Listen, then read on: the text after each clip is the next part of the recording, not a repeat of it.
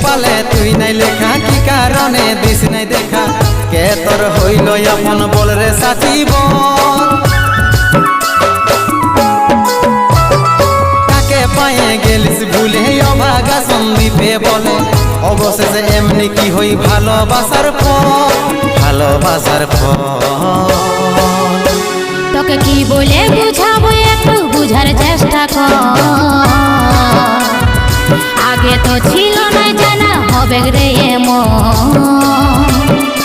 শুধু তুই পাশে নাই আজ রে আমার মদেই সাথী